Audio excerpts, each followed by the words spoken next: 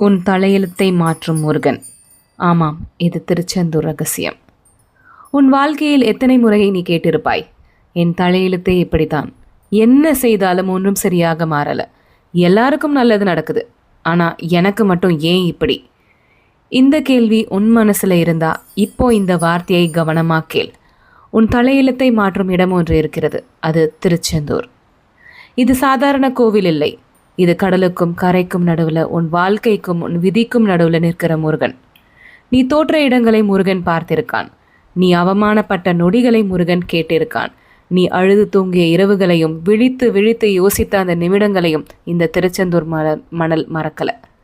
நீ யாரிடமும் சொல்லாத அந்த மனமுடையும் வலியை முருகன் மட்டும் நன்றாக தெரிந்திருக்கிறான். கடலுக்கு நடுவில்தான் சூரபத்மனுடைய தலை எழுத்து முடிந்தது. அதே கடற்கரையில் தான் உன் வாழ்க்கையும் ஒட்டியிருக்கும். பயம், தடை, தோல்வி, கர்மா அனைத்தையும் கரைய ஆரம்பிக்கும். திருச்செந்தூர் என்பது ஒரு தலையெழுத்து மாற்றும் இடம். இங்க வந்து காலடி வைக்கும்போது உன் வாழ்க்கை திருச்செந்தூருக்கு முன்பு பின்பு ஆக பிரியும். நீ நினைக்கிறது போல உன் வாழ்க்கை முடிஞ்சிடல. நீ தள்ளப்பட்ட இடங்களே உன்னை உயர்த்த போகும் படிக்கல்கள். நீ தாமதமாக வந்திருக்கலாம், ஆனால் தவறான நேரத்தில் இல்லை. இப்படிதான் திருச்செந்தூர் முருகன் பேசுவான். சத்தமில்லாத அந்த நேரா மனசுக்குள்ள நீ முயற்சி பண்ணி சோர்ந்து நிறுத்திருப்ப. நீ நம்பிக்கையை கிட்டத்தட்ட விட்ட நிலைக்கு வந்திருப்ப.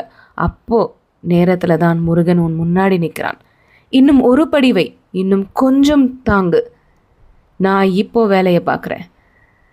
திருச்செந்தூர் முருகன் அழகுக்காக மட்டுமில்லை, அவன் தலையெழுத்தை திருப்பும் முருகன், கர்மாவை வெட்டும் முருகன், விதியை மாற்றும் முருகன். நீ நினைக்கிறது போல அவன் தாமதம் அல்ல, அவன் சரியான நேரத்துக்கு சரியான மாற்றத்தை வைத்திருக்கிறான். நீ இழந்த மரியாதை திரும்ப வரும், நீ இழந்த நிம்மதி வரும், நீ இழந்த நம்பிக்கை இரட்டிப்பாக வரும். ஆனால் அதுக்கு முன்னாடி நீ உடையும் போது நீ நம்பிக்கையை விடக்கூடாது. உன் முருகனை நீ சந்திக்கணும். திருச்செந்தூர் கோயிலில் நீ நின்று முருகனை பார்த்த அந்த நொடி ஒரு தரிசனம் இல்லை, அது ஒரு உறுதி, அது ஒரு புதிய தொடக்கம். நீ தனியா இல்லடா, உன் போராட்டத்துக்கு என் பார்வைக்குள்ளதான். உன் தலையெழுத்து இன்னைக்கு இங்கே மாறிடுச்சு அப்படின்னு திருச்செந்தூர் முருகன் சொன்னாது உங்களுக்கு கேட்கும். இந்த வார்த்தைகள் உங்கள் மனசை தொட்டிருந்தா, நீங்களும் ஒரு மாற்றத்துக்காக காத்திருந்தீங்கன்னா கண்டிப்பாக திருச்செந்தூர் முருகனை ஒரு தடவை நேரில் போய் பாருங்கள். வெற்றிக்கு வேல் முருகனுக்கு அரோகரா. நம்பிக்கை இருந்தால் திருச்செந்தூர் முருகன் துணை அப்படின்னு கமெண்ட்டில் எழுதுங்க.